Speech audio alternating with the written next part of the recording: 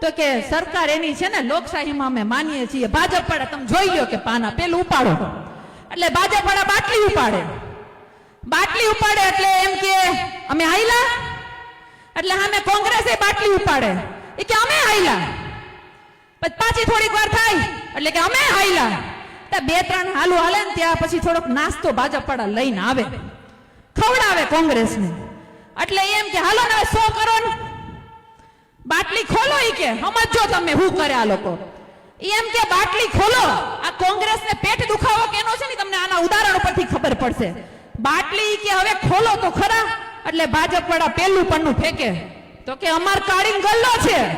એટલે ઓલા એમ કે અમાર લાલનો ગલ્લો, એટલે આપણે બધા તાલી વગાડીએ કે હવે કઈક નીકળશે આમાંથી હો, પછી પાછા બીજું પાનું ભાજપ વાળા ખોલે, ઈ એમ કે અમારે રાણી છે ફૂલીની, એટલે સામેથી કોંગ્રેસ વાળા એમ કે અમાર લાલની રાણી, શું કે અમાર લાલની રાણી, પછી પાછું ભાજપ વાળા પાનું ફેંકે, ઈ કે અમારે છે ને ઈ કે કાળીનો એકો છે, એ કે અમાર ગધેડું છે ગધેડું, એટલે કોંગ્રેસ વાળા એમ કે અમાર જોકર સર, અમાર જોકર છે, અમાર જોકર સર, ભાજપ વાળા કે કોણે કીધું, તો ઈ એમ કે અમાર વિરોધ પક્ષના નેતાએ કીધું, એટલે કે ના ના ખોટું છે, એટલે વિરોધ પક્ષના નેતાને પાછું પડી કોઈ એટલે કે ના ના ઈ તો હવે કાંઈ સરબર નથી, બાટલી ફેંકી દો આપણે હારી ગયા, પણ હવે એની જે રમત હતી ને ઈ ખુલ્લી પડી ગઈ, હવે આપણે એમ કીધું, આ ખેડૂતે એમ કીધું, આ આમ આદમી એમ કીધું કે હવે બાટલી તો અમારી પડશે, બાટલી તો અમારી પડશે, આ જુગારમાં અમે રમવાના છીએ, અને આપણે શું કાઢ્યું, તઈને એકા,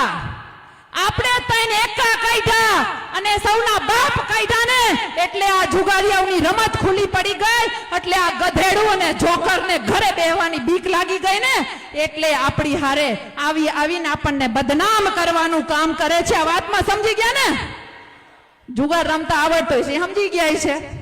એટલે અત્યાર સુધી ગધેડું અને જોકર કરી અને આપણા પૈસા લૂંટવાનું કામ ભાજપ અને કોંગ્રેસે કર્યું છે, પણ આ ત્રણ એકા જેવા મારા ખેડૂતોએ એની ભેખડે ભરાણા છે ને, એટલે એ લોકોને ખબર પડી ગઈ કે હવે અમારી ખુરશી ડોલવાની નથી, ભૂક્કો થઈને ભ્રષ્ટ થઈ જવાની છે, ખતમ થઈ જવાની છે,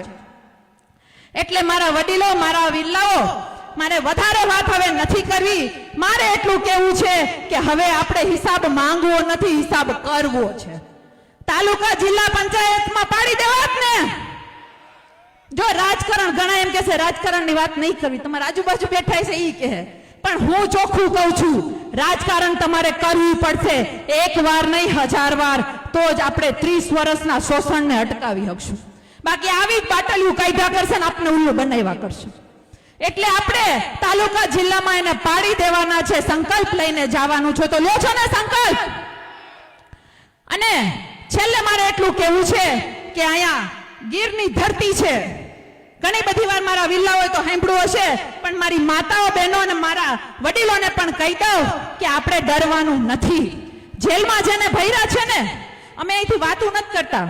ખાલી જેલમાં ગયા છે એટલે હારી વાતું નથી કરતા, પણ હું માતાઓ તમને કહી દઉં, હું જેલમાં જઈને આવી છું,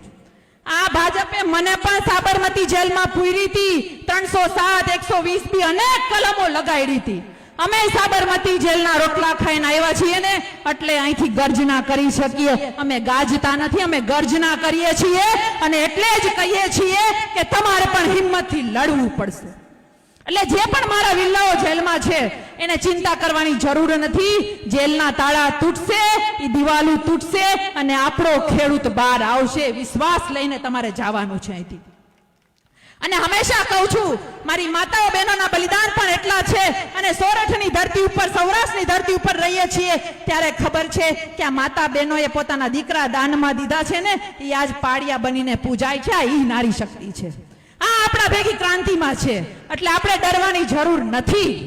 અને છેલ્લે હું એટલું કહીશ કે અમે હાવજના હેઠા પાણી પીને મોટા થયા છીએ, હાવજના હેઠા પાણી પીને મોટા થયા છીએ, હાલેણા ઓછા અને ડણકું વધારે સાંભળી છે અમે, આ શિયાળીઓના ફોજની તાકાત નથી કે હાવજોના ફોજને ડરાવી શકે, આ તાકાતથી લડવાનું છે આપણે, એટલે વિશેષ વાત નથી કરતી, છેલ્લે આપણે